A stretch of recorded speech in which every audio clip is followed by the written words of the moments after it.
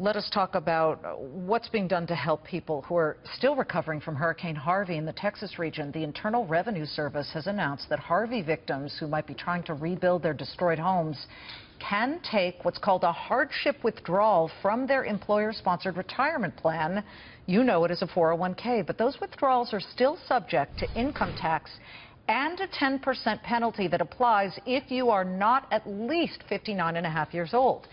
Some retirement plan lobbyists are now pushing the federal government to waive those penalties to help folks out. Let us bring in Bankrate chief financial analyst Greg McBride on whether he thinks rebuilding your own foundation after a disaster by using bricks from your retirement money is the right idea. Greg, first, you're in West Palm Beach, as I understand it? That's correct, yes. It looks like Hurricane Irma is set to possibly hit you guys. What are you hearing? Mass hysteria has set in. Yesterday, the supermarkets were all out of water, a lot of canned goods. I mean, they're getting more shipments in, but I think yesterday was the day the official freakout began.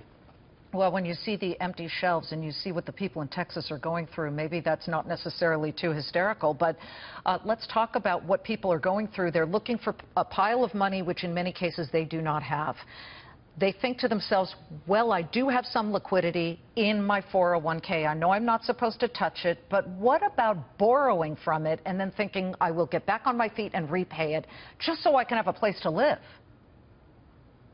Yeah, I mean, it's not going to surprise you, Liz, when I say I'm not a fan of borrowing, or much less taking a hardship withdrawal from your retirement plan. Why not? Give people a hard reason. But let's recognize, well, you know, I'm not a fan of it because borrowing is certainly the lesser of two evils. So with the hardship withdrawal, as you noted, you're subject to income taxes, and if you're under age 59.5, a 10% early withdrawal penalty. So if you're in the 25% federal tax bracket, right there, you're only getting 65 cents on every dollar you pull out.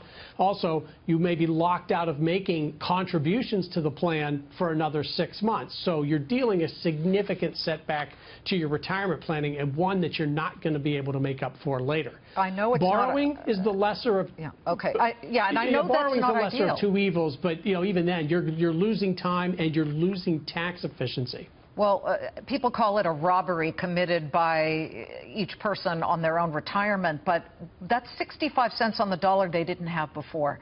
People are tearing out the drywall from their homes with their bare hands because they have no help, Greg, and they don't want to lose their homes. So at some point, do you see the best path if they do take that loan? Do they immediately try and work back to fill the hole that was taken from the borrowing?